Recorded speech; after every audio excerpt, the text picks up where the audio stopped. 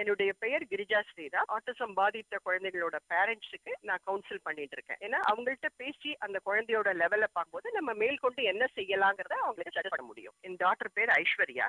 She is 31 years old. அவ வந்து artistic features இருக்கு அவளுக்குங்கிறது 2.5, 3ல தெரிஞ்சுது. பட் அது இத்தனை ஒரு 25 வருஷத்துக்கு முன்னாடி எல்லாம் ஆட்டிசம் பத்தி அவ்வளோ அவேர்னஸ் இல்லை. ஸோ முதல்ல வந்து நாங்கள் சாதாரண பிளே ஸ்கூல்ல போட்டோம். Then we put her in special school. அதுக்கப்புறம் அவள்கிட்ட கொஞ்சம் அகடமிக் இம்ப்ரூவ்மெண்ட்ஸ் வந்தது. அவளோட ஸ்பெஷாலிட்டி என்னன்னா, ஏன்னா ஆர்டிஸ்டிக் சில்ட்ரன்ட்லாம் ஏதோ மோரலஸ் ஒரு ஸ்பெஷல் டேலண்ட் இருக்கும். அந்த டேலண்ட் எப்படி டேப் அவுட் பண்ணி எடுக்கிறதுங்கிறதா நமக்கு பேரண்ட்ஸுக்கு இருக்கிற பெரிய சேலஞ்சு, சவால்னு சொல்லுவேன் நான். அவளுக்கு வந்து அன்ஃபெயிலிங் ஃபோட்டோகிராஃபிக் மெமரி உண்டு. ஸோ வந்து தானா அந்த பழைய ஈவெண்ட்ஸ் எல்லாம் பேசிகிட்டே இருப்போம். ஒரு 5 இயர்ஸ்க்கு முன்னாடி ஒரு பிளேஸுக்கு போயிருந்தோம்னா அப்புறம் அந்த இடத்துக்கு போகும்போது ஷி வில் ரீகால். ஆனா அவளோட ஸ்பீச் வந்து நம்மள மாதிரி ஃபுல் சென்டென்ஸ்ல இருக்காது, டெலிகிராஃபிக் லாங்குவேஜ் மாதிரி இருக்கும். But she will convey what she is, என்ன சொல்லணுங்கிறத அவ கன்வே பண்ணிடுவோம். ஆட்டிசம் ஆன்செட் வந்து 1.5 வயசுக்கு மேலதான் வருது. இந்த குழந்தை இயல்பா சாதாரணமா குழந்தை தூக்குறத விருப்பப்படும், கொஞ்சறத விருப்பப்படும். மெயினா ஐ கான்டாக்ட், கண்ணோட கண்ணு பார்க்க மாட்டாங்க. அண்ட் தென் எல்லா விஷயத்திலையுமே மைல்ஸ்டோன்ஸ் ஓரளவுக்கு ஏறக்குறைய இதுவா இருந்தா கூட தெர் இஸ் அ டிலே. அவங்களுக்கு வந்து கிராலிங் இல்லாம அப்படியே உட்கார்ற மாதிரி இருக்கும். யாரோடையும் மற்ற பியர் குரூப்போட விளையாட மாட்டாங்க, ஒதுங்கி ஒதுங்கி தனியா இருப்பாங்க. அண்ட் தென் ஸ்பீச் ஏரியா ரொம்ப அஃபெக்ட் ஆயிருக்கும். நல்லா பேசிட்டு இருக்கோம், சவுண்ட் பண்ணிட்டு இருக்க குழந்தை இந்த 1.5 வயசு 2.5 வயசுக்குள்ள ஸ்பீச் எல்லாம் ஃபுல்லா அப்படியே விட்ராயல் மாதிரி எல்லாமே நின்று போயிடும். கை ஜாடையால காமிக்கும். சோஷியலைசேஷன், மற்றவங்களோட பழகாது, தனியா இருக்கும். அண்ட் தென் ரெப்படிட்டிவ் பிஹேவியர்ஸ் இருக்கும். ஒரு சக்கரம் மாதிரி ஒன்று இருந்தால் அதை வச்சே சுத்திட்டு இருக்கும், ஒரு பென்சில்னாக்கா அதை வச்சே விளையாடிட்டு இருக்கும். நான் எஜுகேட்டிவ் பிளே, ஒரு தனக்குள்ளேயே யாரோடையும் மிங்கிள் பண்ணாம தனக்குள்ளேயே தான் விளையாடிட்டு இருக்கும். இன்ஃபேக்ட் பசி, தாகம், அதெல்லாம் கூட பெயின், அதெல்லாம் கூட அவங்க எக்ஸ்பிரஸ் பண்றதுக்கு விரும்ப மாட்டாங்க. அம்மாவா பார்த்துதான் குழந்தைக்கு பசியா இருக்குமோ என்னவோ. அடிப்பட்டா கூட அந்த இன்சென்சிட்டிவ் டு பெயின் அதுவும் சொல்ல தெரியாது. இந்த மாதிரி நிறைய இது இருக்கு. சில பேருக்கு சிலது, எல்லா கேரக்டர்ஸும் எல்லாருக்கும் இதுவாகணும்ன்றது இல்லை. மெயினா அவாய்டன்ஸ், ஐ கான்டாக்ட் இருக்காது, they won't mingle. Most of the time தனியா இருக்க விருப்பப்படுவாங்க. ஆட்டிசம் என்றால் இந்த குழந்தைகள் வந்து ஆட்டோ மீன்ஸ் செல்ஃப். ஸோ இந்த குழந்தைகள் வந்து தனக்குள்ளே தானாகி இருக்காங்க. அவங்களுக்குள்ள ஒரு உலகம், அதுல அவங்க ரொம்ப ஹாப்பியா இருக்காங்க. வெளி உலகத்துக்கு வர விருப்பப்படல. பட் நம்ம ஸ்லோவா அவங்கள நம்ம ஆக்டிவிட்டிஸால அவங்களை வெளி உலகத்துக்கு கொண்டு வரணும். Main areas communication and socialisation which are very very important for the development of the child. இந்த 2 ஏரியாஸும் இந்த குழந்தைகளுக்கு பாதிச்சிருக்கு.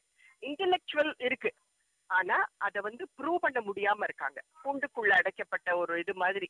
அதனால அதை நம்ம ஜென்டிலா நம்மளோட சிஸ்டமேட்டிக் ஆக்டிவிட்டிஸ் பிளான் பண்ணி கொஞ்சம் மெனக்கிடணும். அது பண்ணும்போது அந்த குழந்தைகளை கொஞ்சம் கொஞ்சமா நம்ம வெளியில கொண்டு வரலாம். அதுக்கு அவனோட ப்ரிஃபரன்சஸை நம்ம மனசுல வச்சுக்கணும்.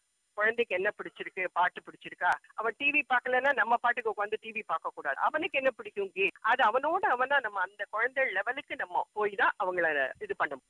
இந்த குழந்தைங்களுக்கு நம்ம மெயினா டே டு டே நம்ம கையாளற செல்ஃப் ஹெல்ப் ஸ்கில்ஸ்ங்கிறமே. மார்னிங் பிரஷிங், அது எந்த குழந்தையுமே பிரஷ் பண்றதை விரும்பாது. ஏன்னா அவங்களுக்கு எதுலையுமே ஒரு லைஃப் இல்லை. அதுக்கு அப்போ அந்த குழந்தை ஒரு 10 வயசா இருந்தா கூட உங்க மனசுல ஒரு 2 வயசு குழந்தையா நீங்க நினைச்சுன்னு அந்த மாதிரி ஒரு பிளே ஆக்டிவிட்டி மாதிரி அதை கொண்டு வரணும். பிரஷிங், டாய்லெட்டிங், அப்புறம் அந்த ஈட்டிங் ஸ்கில்ஸ், ட்ரிங்கிங், ஒவ்வொரு ஏரியாவும். ஏன்னா நம்மளோட பிரதானமான குறிக்கோள் செல்ஃப் ஹெல்ப் ஸ்கில்ஸ் தான் கொடுக்கணும். அகாடமிக்கெல்லாம் கூட அப்புறம் பரவாயில்ல, ஏன்னா இவங்களுக்கு ஆல்ரெடி பிஹேவியர் ப்ராப்ளம்ஸ் இருக்கு. அதனால அவங்கள முதல்ல தன்னிறைவாக்குறதுக்கு தானா சாப்பிடுறது, தானா குளிக்கிறது, எப்படியுமே தே நீட் ஒரு ஸ்டேஜில் பிசிக்கல் அண்ட் வெர்பல் ஹெல்ப், ஒரு ஸ்டேஜில் வந்து பிசிக்கலை விட்டுட்டு வெர்பல் ஹெல்ப் மட்டும் பண்ணணும். ஏன்னா they will never become independent, but they will become less dependent. அதை வந்து நம்ம வந்து அதுக்கு தான் நம்மளோட மெயின் லட்சியம் இருக்கணும். எப்பவுமே சாப்பிடும்போது அது 5 நிமிஷம் ஆறுது, 15 நிமிஷம் ஆனால் பரவாயில்ல, அந்த இடத்துல நம்ம பொறுமையாக தான் இருந்தாகணும். So give importance for the self help skills and then physical exercise, அதுவும் ரொம்ப முக்கியம். ஏன்னா இந்த குழந்தைகளுக்கு இயல்பாகவே தூக்கம் வராது, ரொம்ப ஸ்லீப். எல்லா குழந்தைகளுக்குமே உண்டான காமன் ப்ராப்ளம் தூங்காதுங்க. அதான் உடம்பு அசர்ற வரைக்கும் வாக்கிங் அண்ட் யோகா அண்ட் வேற என்ன ஸ்விம்மிங் இருக்கு, எது எது நமக்கு நம்மளால செய்ய முடியுமோ அதை நிச்சயமா செய்ய வைக்கலாம். யோகா அண்ட் வாக்கிங் என்ன கேட்டா தாராளமா பண்ண வைக்கலாம். அதுக்கு வந்து ரொம்ப இது இல்லை. ஸ்விம்மிங், ஹார்ஸ் ரைடிங் நிறைய இருக்கு. இந்த நிறைய விதமான கேம்ஸ் இருக்கு. பட் குழந்தைக்கு எதுல இன்ட்ரெஸ்ட் இருக்குன்னு பார்க்கணும். வாக்கிங் ரொம்ப மஸ்ட். யோகா பண்ணனா ஏன்னா மியூசிக் அண்ட் யோகா இது ரெண்டுத்துக்கு தான் மைண்ட் அண்ட் பாடியை ஒரே சமநிலையில வைக்கக்கூடிய சக்தி உண்டு. அதனால அதுக்கு நம்ம இம்பார்ட்டன்ஸ் கொடுக்கலாம். மியூசிக் நிச்சயமா இந்த குழந்தைகளை அமைதிப்படுத்தும். உணவு வகை என்ன கொடுக்குறோம்னா கூடிய வரைக்கும் பால் சார்ந்து. எங்களுக்கு ஆரம்பத்துல தெரியல இந்த மாதிரி பால், அதுக்கப்புறம் இந்த கோதுமை அதெல்லாம் இது பண்ணணும்னு. ஒரு 5 years முன்னாடி தான் அந்த மாதிரி இது கண்ட்ரோல் பண்ணீங்கன்னா இவங்கள்ட்ட கொஞ்சம், ஏன்னா இதெல்லாம் கொஞ்சம் டைஜஸ்ட் ஆகிறதுக்கு அவங்க கஷ்டப்படுறாங்க.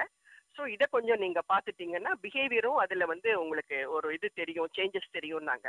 பட் அஃப்கோர்ஸ் அது ரொம்ப உண்மையான வார்த்தைகள். இவங்களுக்கு வந்து இந்த ஆயில் ஐட்டம், ஸ்வீட்டு அந்த மாதிரி எல்லாம் தான் பிடிக்கிறது. பட் சம்ஹவ் நீ டயட்ல இருக்க, உனக்கு இதுதான் அப்படிங்கறத அவளை புரிய வச்சுட்டு ஃப்ரூட்ஸ் நிறைய இன்ட்ரடியூஸ் பண்ணியிருக்கோம்.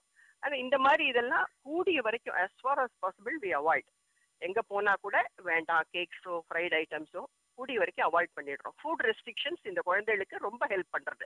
அது வந்து நிச்சயமாவே அது நல்ல ஒரு அவங்கள்ட்ட ஒரு சேஞ்சஸ் கொடுக்கறது. ஃபுட் ஐட்டம்ஸ் நம்ம சிஸ்டமேட்டிக்கா ஃபாலோ பண்ணும்போது இந்த மாதிரி ஆர்டிஸ்டிக் குழந்தைகளோட பெற்றோர் கவனிக்க வேண்டியது என்னன்னா, முதல்ல நம்ம வந்து சுற்றுப்புறத்துல இருக்கிறவங்களோட கமெண்ட்ஸால பாதிக்காத நம்ம மனசை கொஞ்சம் உறுதியா இருக்கணும். ஏன்னா மற்ற எல்லா டிசபிலிட்டிஸுக்கும், ஃபார் எக்ஸாம்பிள் பிசிக்கல் டிசபிலிட்டி இருந்தா சமுதாயத்திலேருந்து ஒரு பரிவு, ஒரு கரிசனம் எல்லாம் கிடைக்கும். ஐயோ இந்த குழந்தைக்கு நடக்க முடியல. வேற இவங்களுக்கு உடல் அமைப்பு நன்னா இருக்கும், உடல் கூறு நன்னா இருக்கும். the brain is not relating. அதுதான் இவங்களோட பிரச்சனை.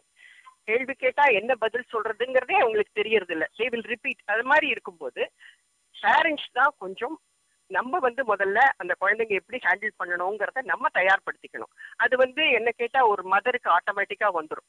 அவங்களுக்கு ஒரு சின்ன நம்ம வந்து இப்படி பண்ணணுங்கிறத நம்ம சொல்லி கொடுத்துட்டோம்னா daily from morning to night அந்த குழந்தையோட நிறைய பேச்சு கொடுத்து, அந்த குழந்தையால பேச முடியலன்னும் போது நம்ம ஒவ்வொரு ஆக்டிவிட்டியோ, நீ பல் தேய்ச்சின்னு வந்தியா, ஒன்னு அப்ப டிஃபன் சாப்பிட போறியா, அம்மா என்ன கொடுத்துருக்கேன் உனக்கு, நீ என்ன சாப்பிட போற, அந்த குழந்தையோட ரெஸ்பான்ஸை எதிர்பார்க்க வேண்டாம். ஏன்னா இவங்களுக்கு ரெக்கார்டிங் சிஸ்டம் ரொம்ப நல்லா இருக்கும். வேற திருப்பி ரெஸ்பாண்ட் பண்ணணும்னு வரும்போது பிளாக் இருக்கு அவங்களுக்கு. இவங்க கேட்கறதுக்கு நம்ம ஏன் பதில் சொல்லணும்னு இருக்கலாம். ஸோ நம்ம அவங்களோட ரெஸ்பான்ஸை எதிர்பார்க்காம நம்ம பேசிட்டே வந்தோம்னா கொஞ்ச நாள்ல அவங்க ரெஸ்பாண்ட் பண்ணுவோம். ஆட்டிசம் ஃபீச்சர்ஸ் இருக்குன்னு தெரிஞ்ச உடனேமே இம்மீடியட்டா ஏர்லி இன்டர்வென்ஷன், ஆரம்ப கால சிகிச்சை முறைகள், அதுக்கு நிறைய சென்டர்ஸ் இருக்கு. அவங்க வந்து இந்த குழந்தைய அசஸ் பண்ணுவாங்க. ஃபார் எக்ஸாம்பிள் இந்த குழந்தைக்கு 2.5 வயசு ஆகுதுன்னா இந்த 2.5 வயசு குழந்தை என்னென்ன ஆக்டிவிட்டிஸ் எல்லாம் பண்ணணும் அதுக்கு உண்டான செக்லிஸ்ட் இருக்கு. அவங்க வந்து ஈவன் மோட்டார் ஸ்கில்ஸ் ஓகே ஒரு மாதிரி வரலாம், செல்ஃப் ஹெல்ப் ஏரியால எந்த மாதிரி இருக்காங்க, காக்னிஷன் ஏரியால எப்படி இருக்காங்க, அண்ட் தென் லாங்குவேஜ் எந்த லெவல்ல இருக்கு. மேபி 2.5 வயசு குழந்தைக்கு லாங்குவேஜ்ங்கிறது வெறும் சவுண்ட் மட்டும் இருக்கலாம்.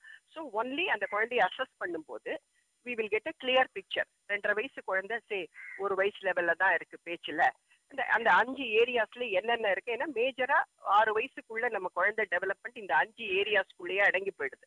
Motor, self help, cognition, language, socialisation. So இதுல இந்த குழந்தை எந்த ஸ்டேஜ்ல இருக்குங்கிறத கண்டுபிடிச்சிருந்தாதான் அந்த குழந்தைய எங்க கொண்டு போக முடியும், வேர் ஹி இஸ்ன்னு தெரிஞ்சாதான் அதை நம்ம வந்து அந்த குழந்தைய நல்லா அப்சர்வ் பண்ணி அசஸ் பண்ணி, இட் வில் டேக் டைம் அந்த குழந்தைய. ஏன்னா இதுகள் வந்து கேட்ட உடனே செய்யாது. வாட் இஸ் யுவர் நேம்னா கூட வாட் இஸ் யுவர் நேம் சொல்லும். ஸோ எக்ஸாக்டா அந்த குழந்தை எந்த லெவல்ல இருக்குங்கிறத ஓரளவுக்கு நம்மளால கணிக்க முடியும். Then we have to set the goals. இதுக்கு இம்மீடியட் ப்ரையாரிட்டி என்ன, செல்ஃப் ஹெல்ப் தான் முதல் இம்பார்ட்டன்ஸ் எடுக்க போறோம். Along with that language.